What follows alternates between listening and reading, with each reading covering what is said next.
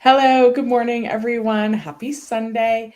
Good morning, Bonnie. I am here a little bit late. So, we normally go live every Sunday at 11 a.m. and talk about topics surrounding finance. This morning, I want to change it up a little bit, but please remember that you're more than welcome to ask me any questions that you might have about finances. Hi, Debbie. It's so good to see you. Where's the little green guy? Oh, where is he? Here he is. Oh, and he's happy to see you also. He's not sad. So I thought that maybe we would talk about something that I think about a lot, right?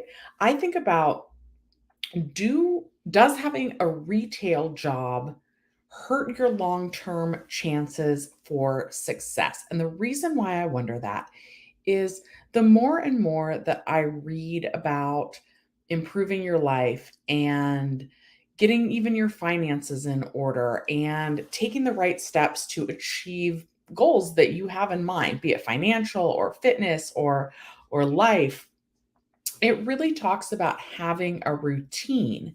And I'm just wondering if anybody else has thought about this. If working a job kind of in the retail sector, meaning like gas stations, grocery stores, clothing stores, businesses that are open on weekends, does that hurt our ability to achieve more in the long run?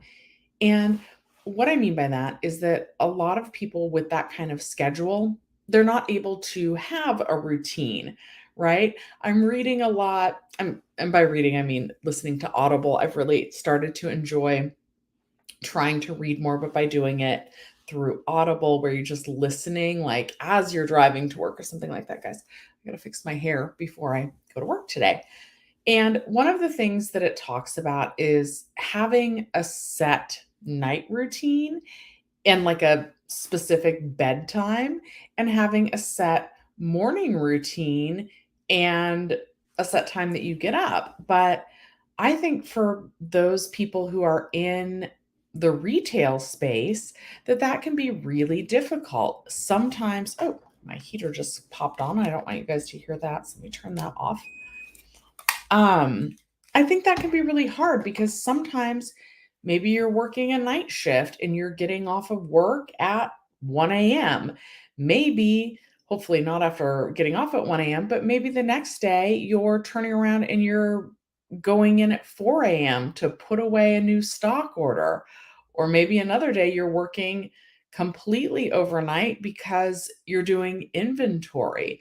I remember hearing about a friend who worked at Victoria's Secret and they got deliveries at like 4 a.m. So that to me is a crazy time. And sometimes maybe you're working a night shift. And how do you get a routine going so that you can kind of automate some things in your life that maybe you don't want to do, like exercise, right? How do you say, I'm going to wake up every morning at 8 a.m. and exercise if you know that you didn't get off of work until 1 a.m. and you're somebody who needs 8 hours of sleep? So, are those things conflicting? Are those of us who work retail, are we doomed to not be able to find a routine and not achieve the goals that we are really hoping to achieve? Are they still achievable, but they're just more difficult?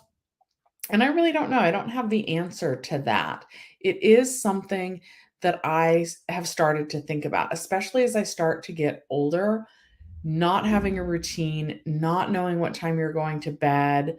It's difficult. And something that I've mentioned before, when you work on weekends, it's saying no a lot of the times to your friends' birthday parties or going out to dinner on a Friday night or really being there for their milestones. Now, of course, most of those jobs are really good about giving you time off if you request it. But then again, if that takes you out of your regular routine, is that a good thing? So I definitely think there's some challenges surrounding that. Okay, Debbie says retail. Is a too tough gig, not much money unless you're the top manager, but when you are, they call you for everything.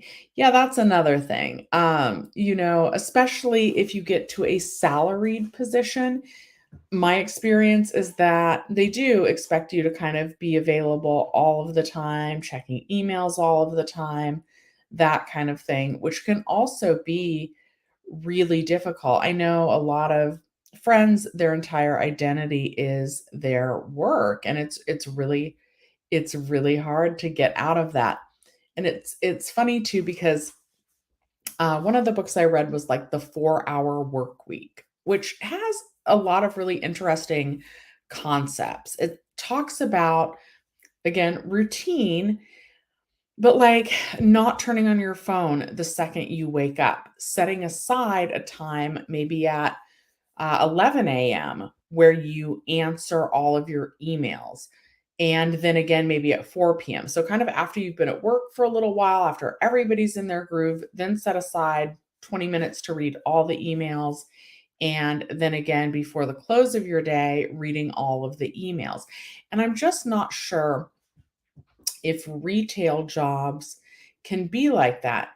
Sometimes maybe a corporate manager is going to have a question and they're going to not want to wait half a day for an answer back.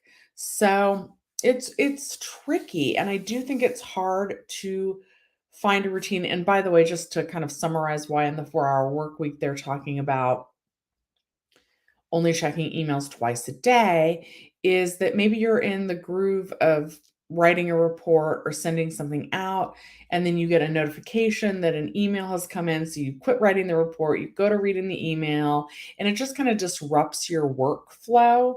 And they're starting to say there's studies that show that multitasking actually isn't beneficial to you or your work.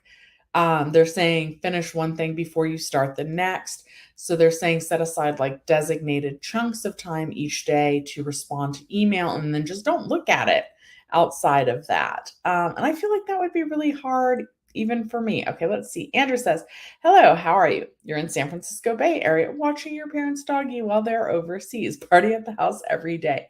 I love dogs. What kind of dogs do they have? Okay. Debbie says, best gig in hindsight, politics, government, and a city employee. Lots of money, pension, healthcare, job security, and the government doesn't close. Well, I think the government does close sometimes, or at least they threaten to with those furloughs, the mandatory furloughs, when they're talking about the government shutdowns and whether they're going to approve more money. But yeah, overall, I have heard that government jobs are very good. Also, and I think that working at like the EDD, the unemployment office, counts as a government job.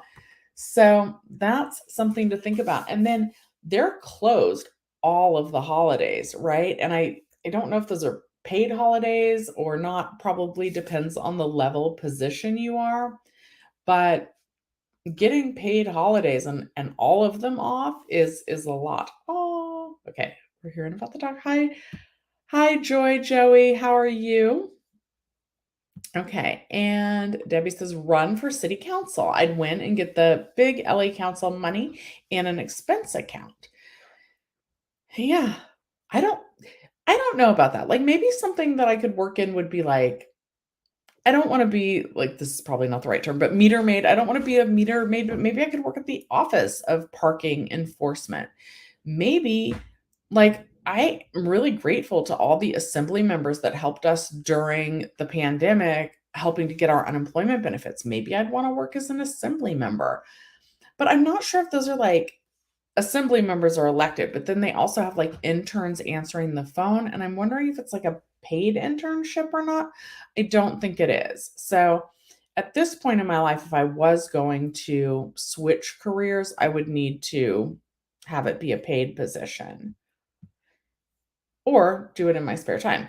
Andrew says the dog that he's babysitting, his parents' dog, is a mixed Bichon Frise with Prince Charles Cavalier, a Chavachon, a Cavachon, Cavachon, Cava from Cavalier, and Sean, Cavachon. Well, that sounds cute.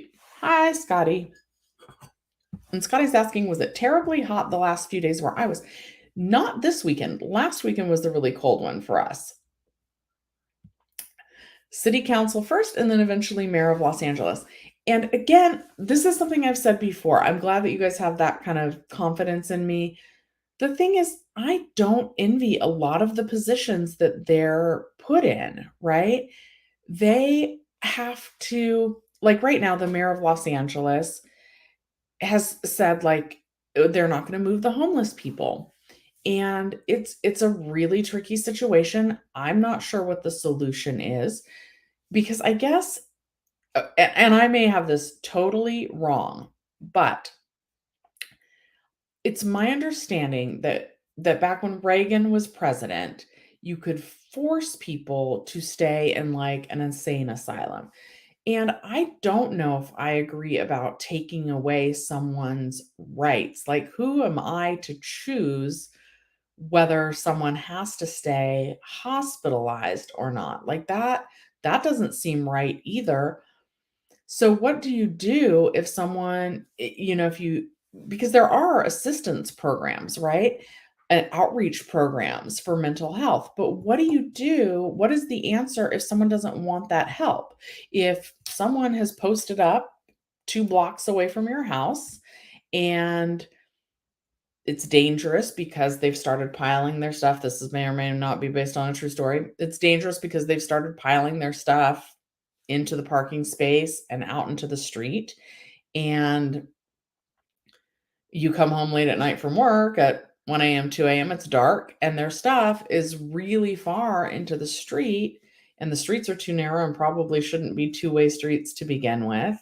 And you're at risk of hitting their belongings, what's hopefully just their belongings and not actually like a person or a pet or something like that. But their stuff is really creeping out into the middle of the sidewalk. So what do you do when you go and you offer them help and they don't want it? It doesn't seem right to me to force a human being to do something that they don't want to do. So what's the answer there when they're just like, "No, I'm happy where I'm at and I don't want help and I don't want to move." I don't know what to do, and I don't think I would like being in the position where I had to decide that for someone else. You know what I mean? Okay. Debbie says, "Think big, EDD. I could be a tier 2 upon hire, 35 to 45 an hour." Is that really true? That's a lot of money. I would for 35 to 45 an hour, I would definitely consider that. Do they really make that much more? I will say that minimum wage here in Cal or in the city of Los Angeles, let's see what it's going up to. It's over, I want to say it's almost 17. Let's see. Minimum minimum wage, city of Los Angeles. It's $16.78 an hour. So that's a lot of money. It's a lot of money. And city of Los Angeles, I think, is different than the county of Los Angeles. Oh, hi, Alex. You're the best. I missed you last week. I wouldn't want to do it though. Like, there's some really hard decisions, like I I want to see everyone homed. I do. That would be the goal. But I don't want to force anybody to do something that they don't want to do. And then there's things that make me sad. This is kind of something that I had thought, right? For every new apartment building that gets built, a percentage of it needs to home like a homeless person and like two low cost people, right? At least one of each. I think that that would help. And I think that there needs to be like every neighborhood needs to have maybe not like an entire complex, right? Because this is tricky too. If you have an entire complex full of unhoused people, I do think that there can be issues. And I do think that, like, you guys know how I've said that I don't think that homelessness is so bad in California because of all the resources that we give to the homeless people. That's what some other states think, but I don't think that's it. I truly, truly think it's the weather and the fact that like if if I live somewhere cold, I don't know, like Wisconsin, right? They get cold weather. They have cheese. I love cheese. But anyway, so if I live in Wisconsin and it gets like freezing overnight, I'm going to come west. I'm going to come to California where even in the winter, it's in like the 40s. It's not like -30. It's not like snowing in our winter here in Southern California. So you have the chance to survive even if you're homeless. But just like people hear about our good weather, I think if people hear like, "Oh, there's a apartment complex with 300 units for the unhoused," I do think it causes people to go to that area to look for those resources, which is good, but what happens when those 300 slots are full and you can't accept anyone else?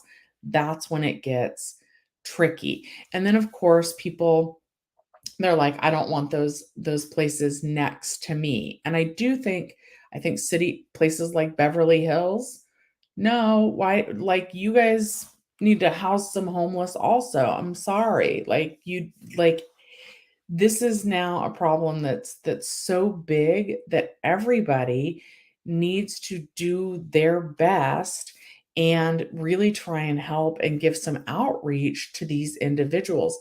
And I was even thinking about the thing that may or may not be a true story in my area, right? I honestly think, like, okay, $20 to me, I was talking last week, when I get $20 from my job in a birthday card, still a lot of money to me, right? Like, I'm still excited about getting $20. I know that that's maybe silly at my age, but it's true. Still excited about $20. But if 100 people in my neighborhood were able to spare $20, and even though I'm still excited by $20, I probably could spare $20. So if 100 people in my neighborhood could spare $20 a month, every single month, we could get this person a house. Because I haven't talked to this person, right? But what I think happened is I think the apartment that this person used to live in got demolished, gentrified, rebuilt into luxury housing, and I think that left them unhoused. And so I don't know for sure, but I think maybe if we could get this person an apartment in the same area, I don't think they would be on the street.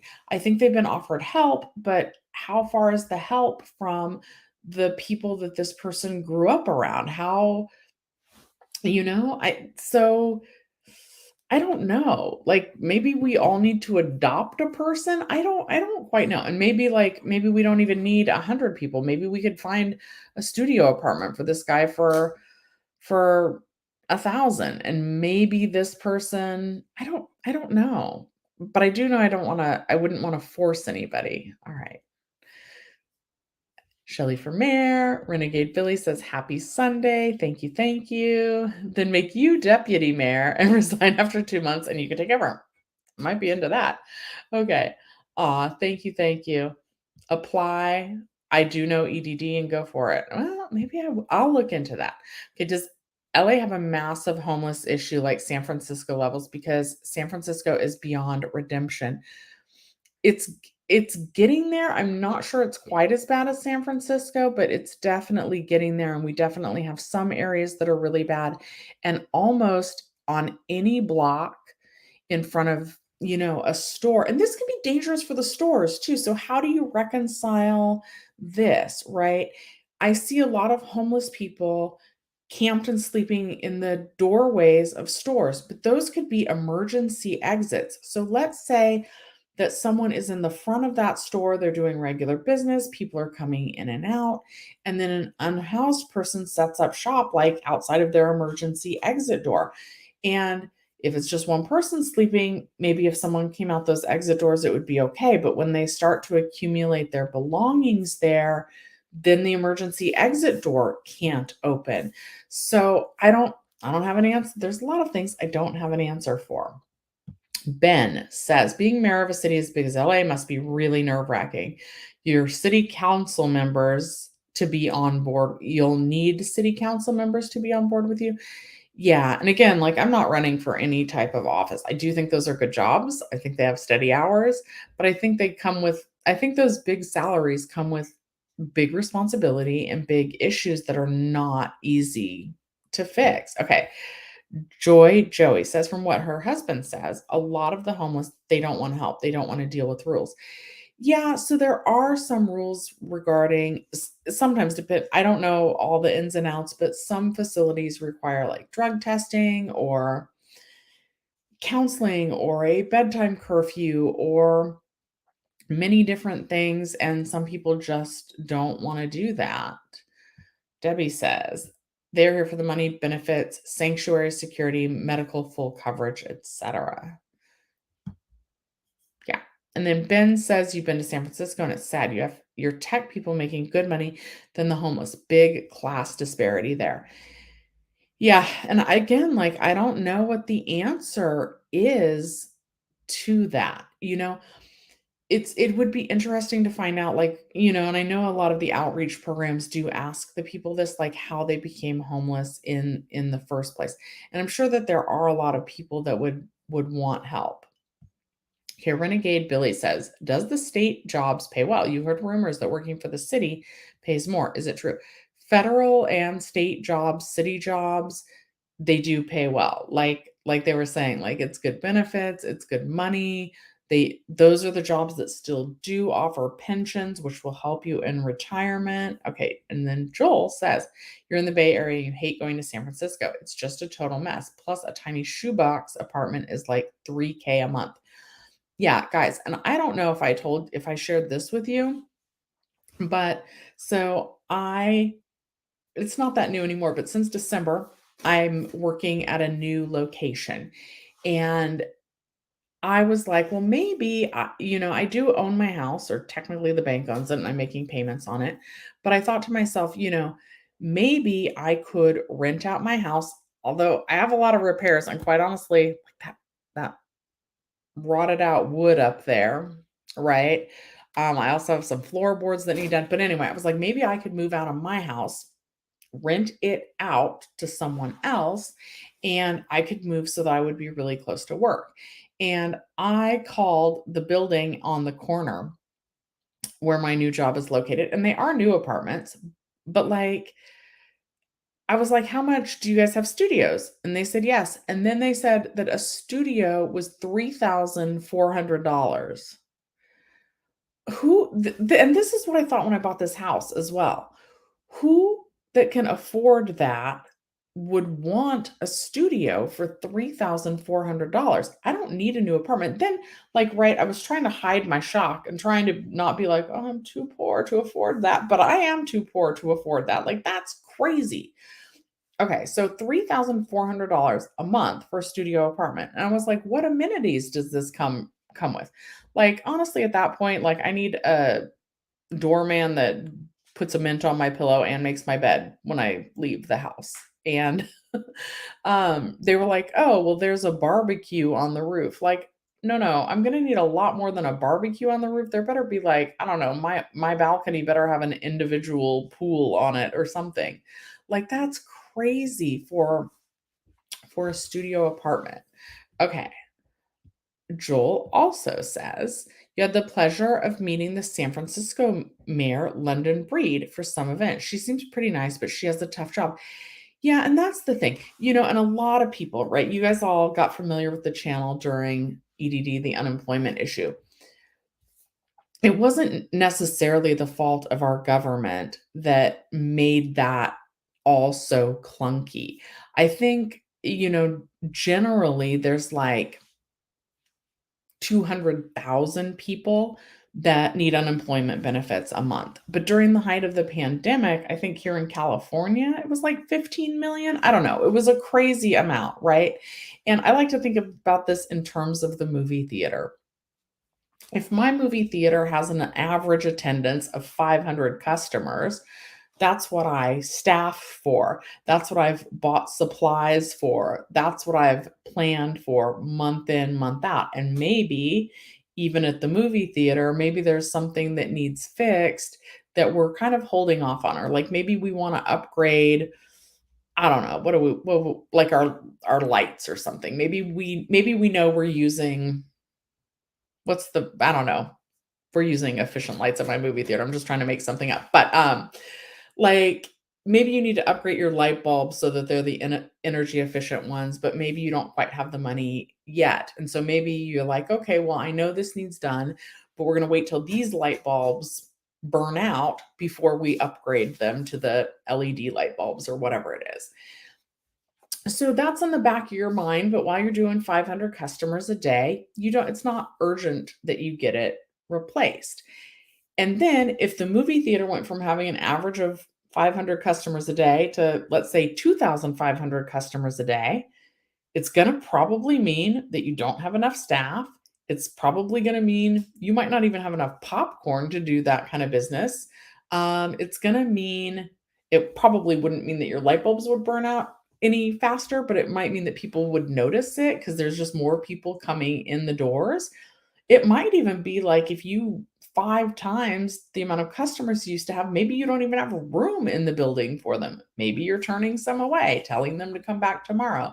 And that's exactly what happened with the unemployment situation. Yeah, it was probably not run that great beforehand, but again, they're given a set amount of money and saying, like, "Do your best with this," and maybe they're like, "But we need more. We need to upgrade our light bulbs. We need to upgrade our equipment. We need to train the staff better." And it just gets pushed further and further down the road, kick the can down the road, right? So then the pandemic happened and it really made things bad and it made the problems like amplified. So you're juggling all these things, trying to figure out which get the priority, and maybe they didn't choose correctly. It's just really tricky. Okay. Joey says the rent prices here are ridiculous. Yes. And Debbie says, welcome to reality. And Debbie also says, this is why homeless numbers are so high among other issues. Yes. And Sylvia, of course, Sylvia's thanking me for subscribing to her YouTube channel. And my influence got her notice. She's also on the homeless guy situation. Do I have block meetings or block captain? Sometimes a neighborhood chat helps. I don't, and that's not a bad idea. My neighborhood is changing a lot. For the most part, I'd say that I live in kind of an interesting area, I think. It's gentrifying. I've actually lived in the area since I was 24 years old. So I've lived here 21 years, almost 22 years at this point in my life. Because I don't know if I've ever shared this. I lived half a block away from where I bought my house before I bought my house. So I used to pass this on the walk to like the library, and it came up for sale like at a previous point and I couldn't afford it then. And then when the housing market crashed last time, then that was when I was able to get this house.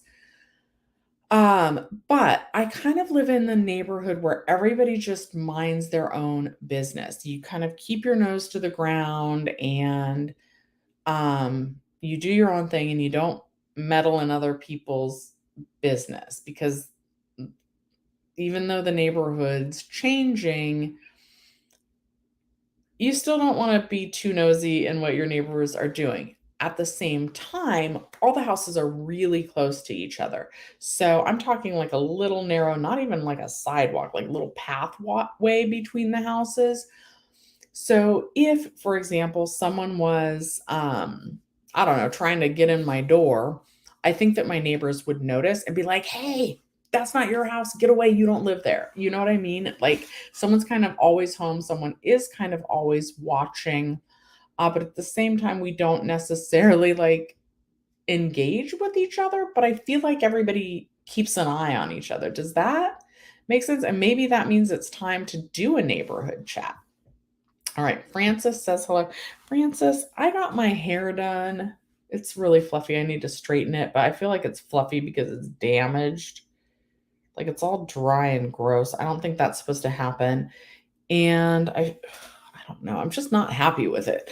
But anyway, I should have made time to come to you, but then I didn't have time. And I tried to go to somewhere quick and close to work, and it didn't work out how I had hoped. Okay, Debbie says that this is too depressing. Let's do movies. Okay. Um, I see there's 16 people in here though. If you're new, we talk about finance every Sunday at 11 a.m. I would really appreciate it if you like the video. Sometimes I talk about apps that save money. Sometimes we talk about the homeless issue and the best way to try and solve it. Sometimes we talk about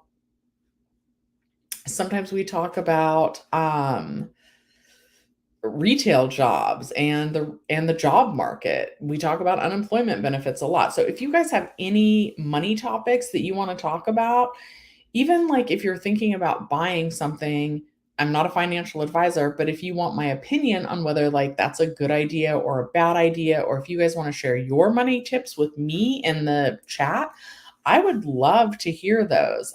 Because I really enjoy not always necessarily saving my money, but stretching my dollar as far as possible. And it's so funny because when I was little, Debbie, we will talk about the movies in a second. And for those of you that are new and don't know, I work at a movie theater. And so I like to talk, or Debbie likes to ask me. So I like to share like what the number one movie is, what I've seen, what I'm excited about. And we can talk about that as well. But I'm wondering if my title today about the retail job market has brought some more people in. So I definitely, if you guys just want to vent about your frustration working a retail job, not being able to start a routine, what your long term plans are for changing that, I would definitely love to hear that as well. Okay, so let's see here. And Francis is saying, I need a Brazilian blowout, not the other kind. Ba, ba, ba, ba, ba.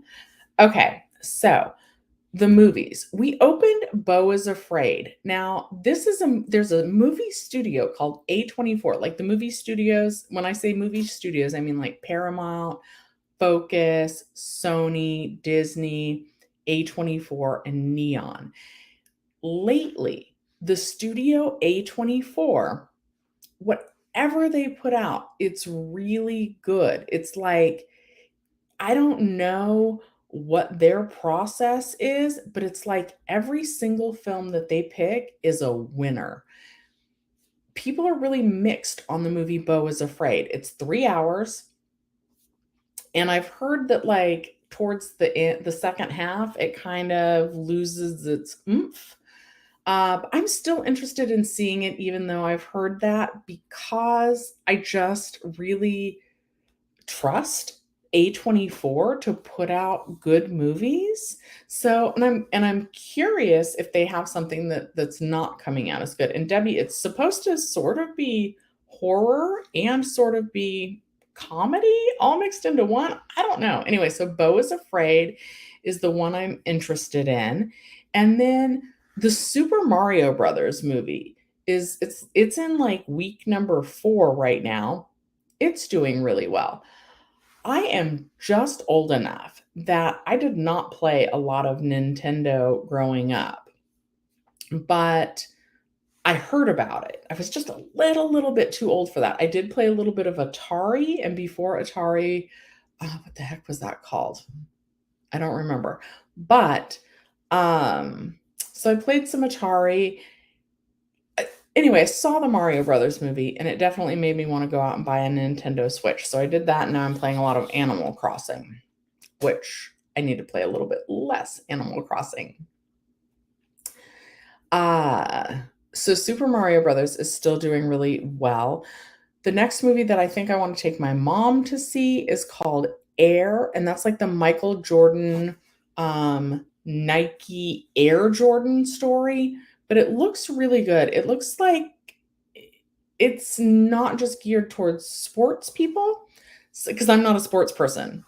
So, but that looks really good to me. And then, of course, I'm a Disney fan, so I am excited about The Little Mermaid, and tickets are on sale to that now. I'm also excited about the new Guardians of the Galaxy, which I think is supposed to be the third one in the franchise. So I'm excited about all of those. And I know some of those are big blockbuster titles, but those are what I'm looking forward to right now.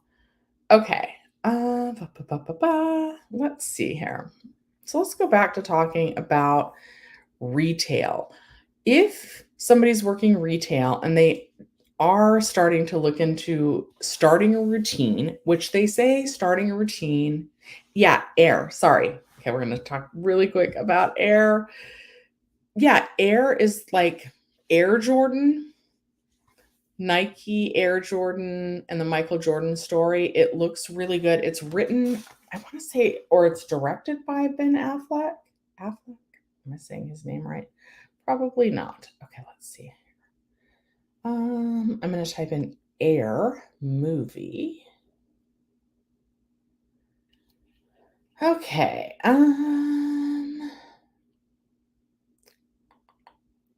Yeah, it's got a 92%. There's a website that I like to use, Rotten Tomatoes, and it has a 92% score on Rotten Tomatoes, which is really high.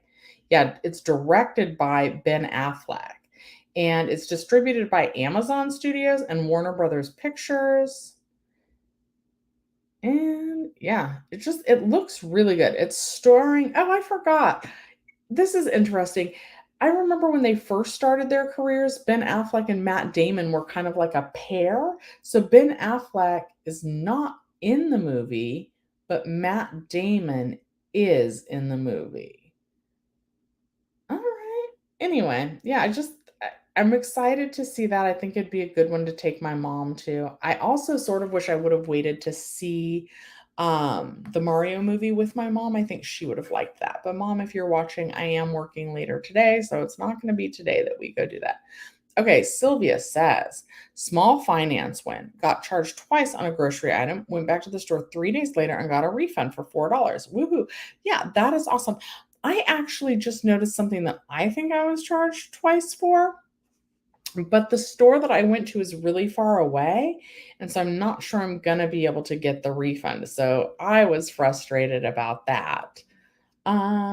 Yes. Yes, yes, yes. Okay. So check your receipt is a good money saving tip. Maybe like as soon as you get to the car. Also, like I try and watch the register usually as they're scanning things in. And this is what happened. So, oh, and I should go get that thing. So I went to last Saturday with my friend. I went to a vision board making party, right? Which was really cool. It was also charcuterie board themed. So everybody kind of brought different charcuterie boards. They brought old magazines, stickers, markers, and someone else brought like the white poster board so that you could like cut things out and make a vision board. And it was really nice to like get together with other, it was all women. So it was really nice to get together with a group of women and like set some goals and do that. And also I had wanted to make a vision board for the new year, and here we are almost at the last day of April, and I hadn't done it yet. So we did that, and I of course waited to the last minute to make the charcuterie board, and I was just like, I'm just going to buy this fruit and like they're going to have the boards there. And my friend was like, "No, no, you need to like Shelly get the actual board." And I was like, "Okay." So maybe wait, did I buy wooden boards and then I bought a little cutting thing separately? I don't know, but I think so. I bought a little cutting board that came with the cutting board, and it came with a knife. And I think they charged me for the knife separately from the cutting board, is what I think happened. But it was all the way out in another city, and I don't know if they would honor that. And everything's unwrapped and used now, so I wouldn't really have any way of proving it, but I do wish I would have checked my receipt. And the reason why I didn't and I wasn't keeping a close eye as they were ringing it through is I had stopped there with my friend and we were checking it as everything we were chatting as they were ringing things up. So maybe that's another financial tip is don't chat while you're at the register. Make sure they are ringing up everything correctly. I will also say that when so my mom used to be an extreme couponer. I've mentioned before, I think, that my mom She's not doing it so much anymore, but she used to sell items at the swap meet. And when she did, she would extreme coupon, which is just like what you're imagining it. It's like all those shows. It's like when people have like the 20 things of Tide laundry detergent, and you're like, how are they going to use it? And what my mom would do, and this would take like all day, and sometimes it would take two of us all day. It's much easier if you have multiple family members helping you. And she would have to buy the coupons. So she would buy the coupons from someone so that she could get multiples of the same coupon. Then she and we would spend like a whole day. She used to have a route. There was like a Pasadena route. There was like a La Habra route. There was like all sorts of different routes. I think there was like a Pomona route. And so like there were probably like three different routes where the two of us could go and we'd buy exactly the same things. Um, and you had to really watch how they're ringing it up. Graham Stephan actually just covered a reaction to this because there's like a kid that's doing this and his siblings would like on purpose put an extra something in the cart, and you can't do that. Your profit margins are really slim, and the benefit of doing that, and my mom selling it, is my mom would spend all day going and collecting the things and then selling it at the swap meet. And she would sell it a little higher than you could do it with the coupon price. But also, like, you're not just going to Ralph's, you're going to Ralph's, and then you're going to Vaughn's, and then you're going to CVS, and then you're going to Walgreens. Like, you really have to like rotate the stores. And most people, like when we're grocery shopping, we don't have time to go to all those different stores. So it's kind of like my mom was going to all the different stores for them and just putting the best deals out. So that's kind of how she would make money. But it was really important to watch and make sure that, like, if you needed 5 things of cat food, that they only rang you up for 5 things of cat food or not 6, or that they didn't scan something twice, or that they didn't miss the coupon, because the profit margins were really slim. And if you missed something, it could like totally blow the amount of profit that you're making. Uh-oh. Oh, the Rotten Tomatoes site. Yeah, I really like Rotten Tomatoes for movie referrals. And there's a lot of something else on Rotten Tomatoes, if you've not heard of that site for movie reviews, is there's the critic review and then there's the audience review. And sometimes those are really different. Um, Maybe we'll pull up that website in a second. I tend to side with the audience more. I'm not like some fancy critic. I tend to agree with like the common people a little bit more versus like the big time movie critics. So, um, I usually look at the audience review and not the critic review. But sometimes when they're really different, I'm curious about what causes that also, and I will, look into that. Okay. Oh, Francis, you're working from home today. Contact you. We do need to catch up. Francis, did you see the review that I left for your business? Because my hair certainly didn't look like this after you did it. And I can't come today because I go to work after this live today. I'm gonna straighten my hair, which will hopefully make it look better, and then get to work. Okay. Joy Joey says, your best friend used to do the coupon thing. She tried to teach me, but I could not get it. LOL, how I miss her. Yeah. Couponing is hard, and it's gotten a little bit harder here in the state of California. Like, it used to be like if you wanted to bring in 10 cat food coupons at once, like, you could do that. But now I think they limit you to 2 coupons of the same kind. They don't double more than the first ones. So they've made it harder here in California to do the extreme couponing, although it is still possible, and you get around that by going to like multiple CVSs. And my mom did donate some of it. My mom still donates like the food that she gets from the food bank. We haven't talked about that today, guys.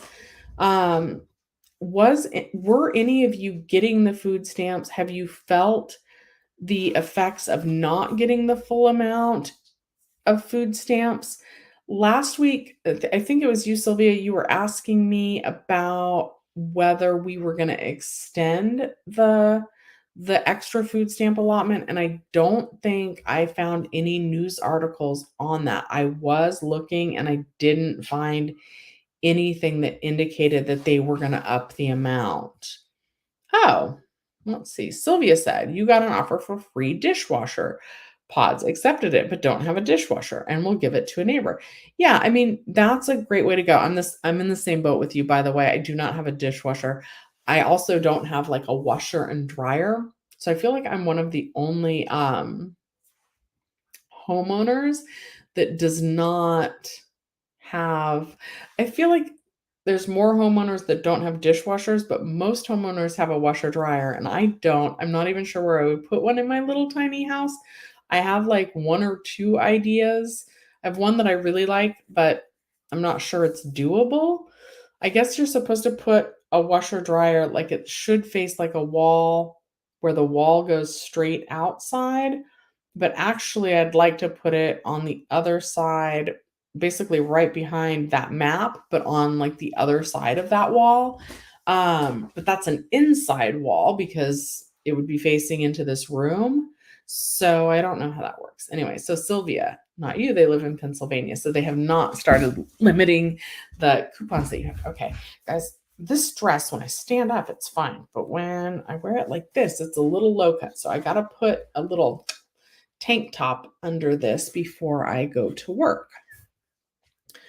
What else do you guys want to talk about today? How are all of you doing? Is everybody back to work? Are we doing better or worse than before the pandemic? Um, I would also kind of like to share that while I think in general I'm good with money, I definitely buy some things that maybe I shouldn't have. Like I bought that Nintendo Switch. I did try and get the biggest discount off by like combining money saving apps to get it. But because of inflation and everything, I don't think I think I'm doing worse. Okay, let's see here. I'm going to go to share screen. Uh, ooh. Do you guys want to let's check on my YouTube earnings. I'm almost scared to even look because I think for the first time ever, I might not even make enough money in order to get the payout for this month. So we're going to pull this up. Home buyers with good credit. I think that that's a great position to be in. Food is through the roof. Everyone feels it, but thank you, Biden. Not. Yeah. Yeah, new home buyers with good credit, that's an excellent position to be in. That means that you're going to get a better interest rate. It means that probably you're good with your money and you're able to figure out like the best plan for buying that house. So yeah, I think that's good. Okay, we're checking how much the channel has made for the month of April. Have I even made enough for a payout? Now, this is interesting. I must have. How did this get more than March? And when did it get that little spike? I don't know. But this is nice, actually. Okay.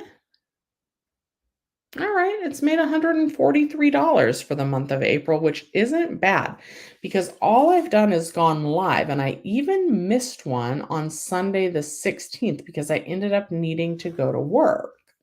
It's very interesting. Then Thursday had a spike. So what are the top videos? Let's see. Okay, this one had oh, maybe because taxes came due, that video was trending. Okay. All right. And I probably should have done an update on about finding the 1099-G, but anyway, this is not bad. $143. I hadn't looked and I was scared to even see that number because so this is kind of, you know, after today, hopefully, we'll beat that 144. So this will be my second highest month after January. So that's awesome. Okay. So that's how my YouTube channel is doing right now. Oh, dang it. It's not sharing the page where it shares. Hold on. Let me go to oops, share this tab instead. I'm going to share the money tab and then we're going to switch tabs and we're going to look at Rotten Tomatoes and then we'll look at something else. Oh, Sylvia, you don't make any money on YouTube, even though they put commercials on some of my videos. It's really hard. And actually, like all those videos, hold on, let me see if I can scroll up. All of the videos that have really made me money for this month are older videos. None of them are like so this was a Q&A, but I have a feeling more people hit on it because it said tax day and we had our taxes here.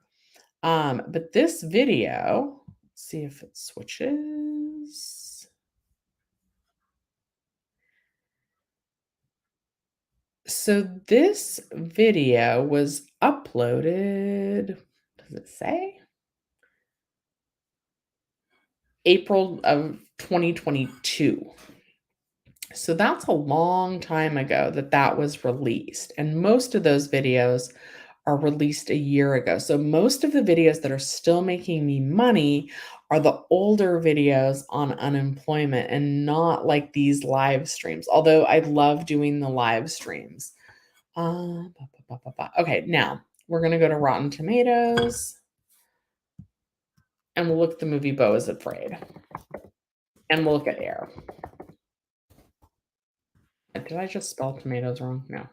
Okay. To make sure we're sharing the right page, we are.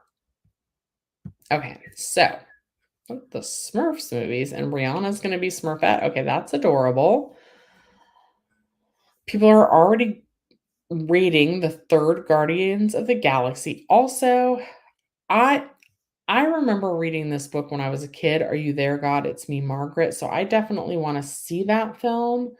Um, but unfortunately, it's not playing at the theater where I work.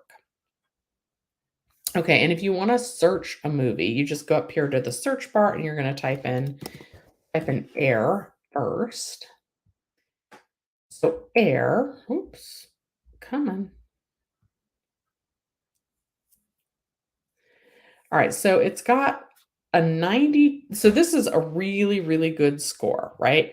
Air has 92% on the critic side, and then it has a 98% score. That's almost a 100% score on the audience side. So the people, not the professionals who rate movies, the public gave it a 98%, which is just really, really high. Now, let's look at Beau is Afraid just for comparison. All right. Sorry. Typed while I talked. Okay.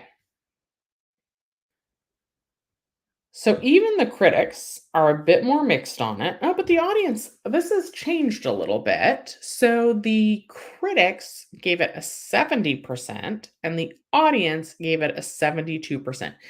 Now, to me, now I've even watched movies where it's rated poorly, but I still ended up liking the movie. So, don't let other people's opinions influence you too much. But I do like this. Like if I'm on the fence, I'll kind of do this. I'll come and look at this. It also rates TV shows. So, um, like if you look at The Mandalorian, it's at 2019, and see, oh, people are not liking The Mandalorian as much. So critics are giving it a 90%, but the audience is having it fall to a 78%. And Debbie, there's the little green guy. Okay. Joey says, didn't Biden pass that law that if you have good credit, you'll be paying more than someone whose credit is less? I haven't kept up with the news, so maybe it didn't pass. That should not be the case. Let's look that up. Let's Google home buyers with good credit. Home buyers with oh yeah, look, good credit pay more. What the heck? What? I had not heard of this. Okay. This is interesting. Thank you for pointing this out to me. What in the world? Under the rule, home buyers with a score of 680 or higher will reportedly have to pay about $40 per month more than people with worse credit when taking out a home loan of 400,000, according to news station which cited a report from the Washington Times. What the actual heck? All right. Let's see. Hopefully this will not hit a paywall. What in the world? I hadn't heard about this at all. I don't know. I've been playing too much Animal Crossing. Okay. The changes are part of a Biden administration rule intended to provide equitable access to home ownership. Buying a house means getting a mortgage, and you assume if you have a higher credit score, you're considered low risk and will then get lower cost. Well, that's going to change. According to Sanjay Wangle, the senior vice president of governmental affairs for the California Association of Realtors, said freeze, I think that probably means fees. Fees are increasing for certain high borrowers with a credit score of 600 or above 680. The changes are part of a Biden administration rule intended to provide equitable access to home ownership. First time home buyers with high credit scores would pay more under this new rule. Before May 1st, if you have a credit score of 740 or higher on a $500,000 loan, you'll pay a 0.25% fee, which is $1,250. After that date, you could pay as much as 0.375 or 1875 on that same loan. People with lower credit scores will pay a lower rate. This makes no sense. Critics said the new rule appears to subsidize homeowners with lower credit scores. Intuitively, someone will think this is subsidization, said Waggle. If they're able to lower it there, then it must be that it's going up there. Then they must be subsidizing. I think that they're saying they're not doing that. Well, if they're not doing that, it needs to be laid out. Then what are you doing? Those who put 15 to 20% down on a home could feel the biggest increases. Interest rates have doubled in the last year, and some worry how all of this will affect buyers in California. Experts say the market is still tight. Because we've had this rapid increase in interest rates, you have a lot of people who have got a great interest rate right now who don't want to sell, said Waggle. In a typical market, you might have gotten a lot of people like, "Oh, let me sell my property," or "How's the economy looking?" They don't want to sell, so there aren't a lot of properties available still. The new rule also makes it more expensive for borrowers who want to refinance. There is a bill in Congress that would repeal this new policy, but for now, it's set to go into effect on Monday. That's tomorrow. What in the world? This is so weird. Okay. I got to learn more about this. Hold on one second.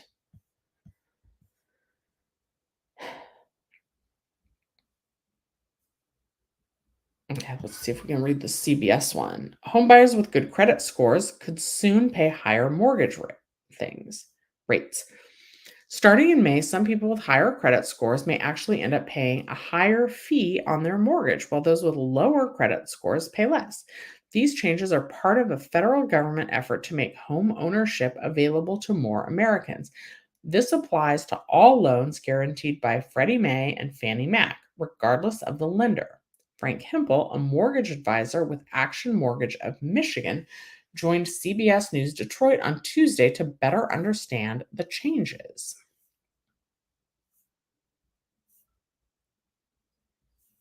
Where's the rest of this article? This is annoying. Or do we have to listen to the clip?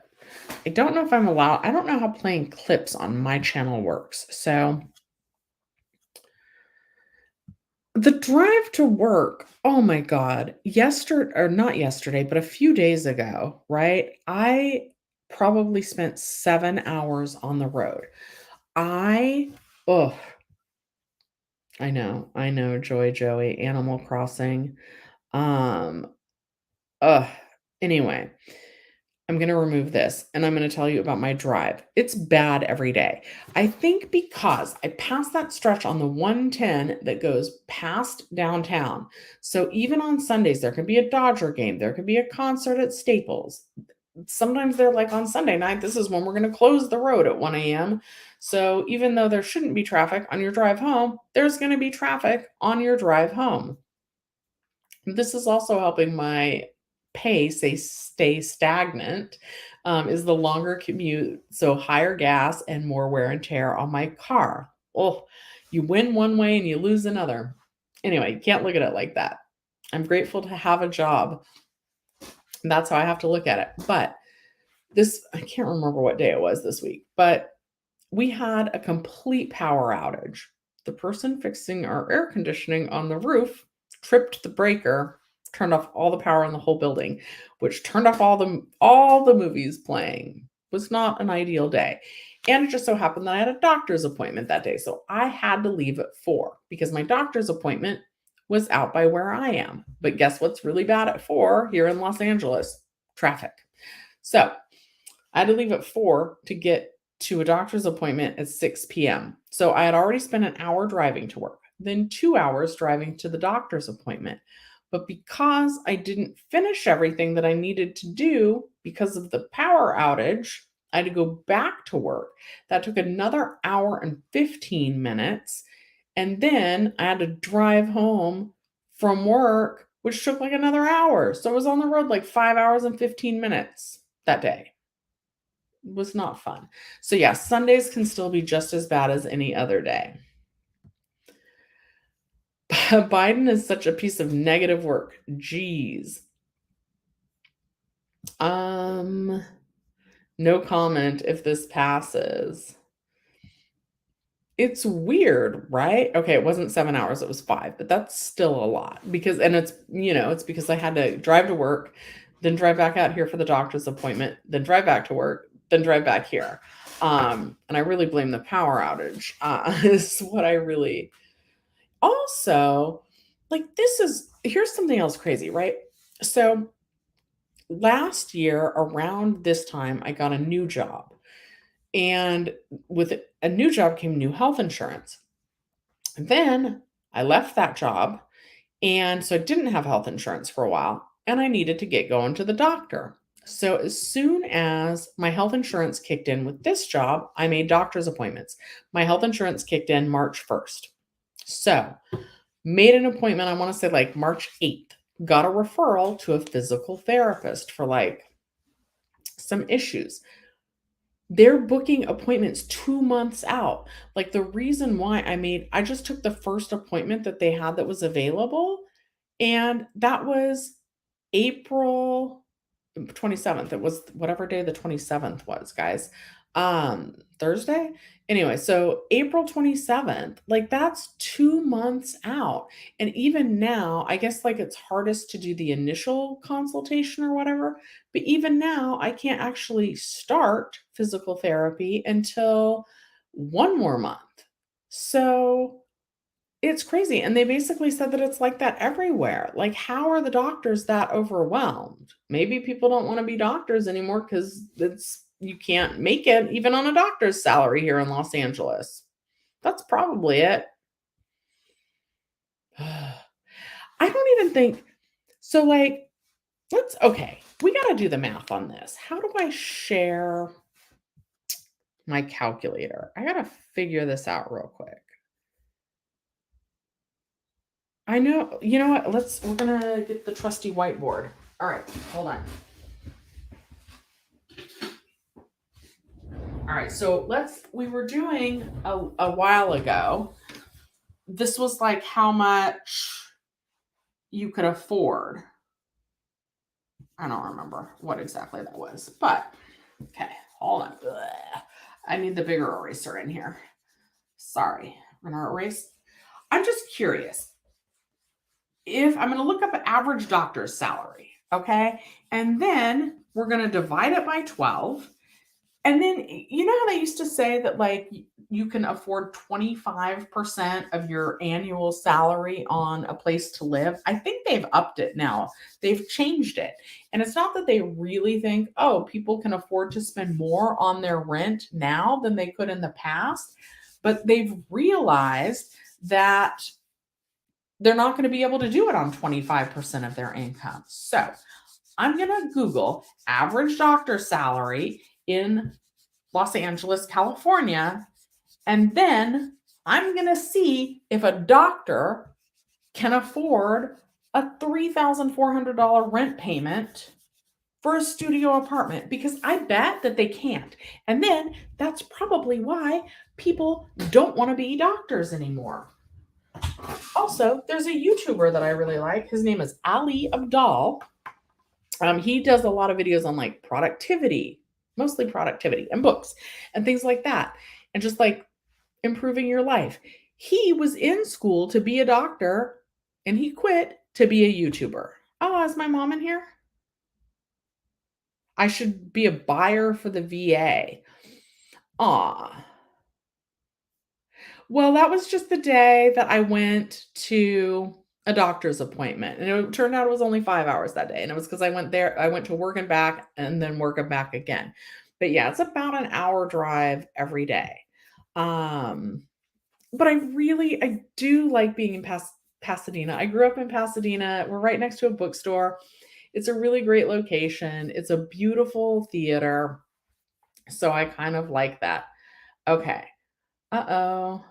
All right. You guys want me to check into the EDD? My VA, I don't know if it's mom in traffic. I can be more than 10 minutes away from the VA hospital. Also, I could do whatever that guy did that I was talking to the last time we took you to the VA that was close to my house.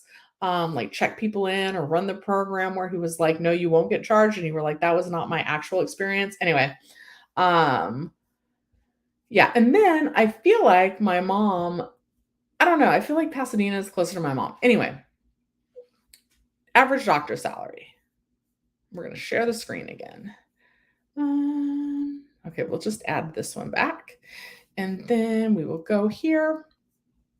And we're just going to Google average doctor salary, Los Angeles, California. All right, 120. Okay, so this is a big range. 120 to 360K per year. This one says 81K to 310, and this one says 190 to 320. So let's just go with 190,000. Okay. All right, let's go with 190,000 for nope, not that side.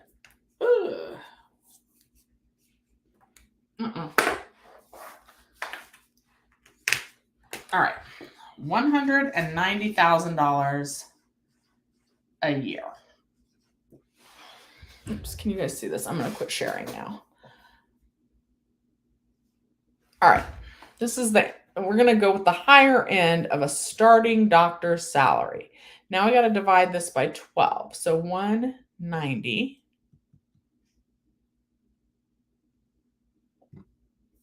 divided by, I first put 19,000, divided by 12 equals, divided by 12.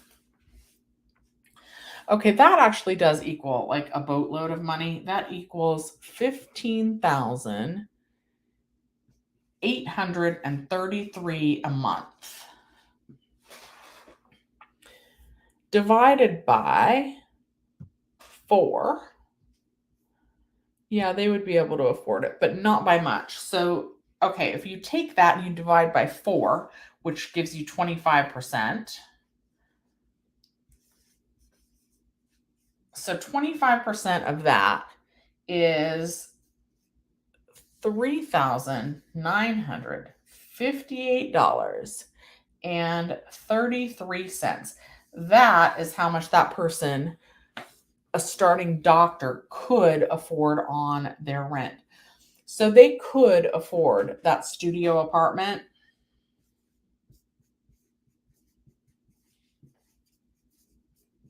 that cost $3,400. We could do the reverse math on that as well. So let's do that.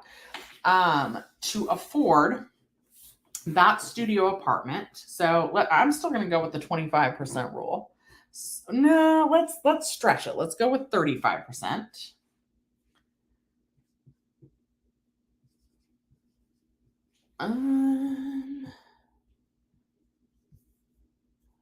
Do we have to do 100 divided by 34? Hold on one second.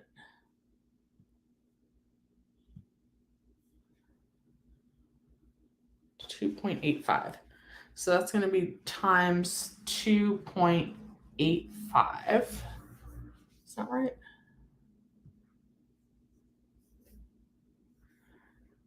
$34 times 2.85 equals, so you'd need to make $9,690 a month times 12.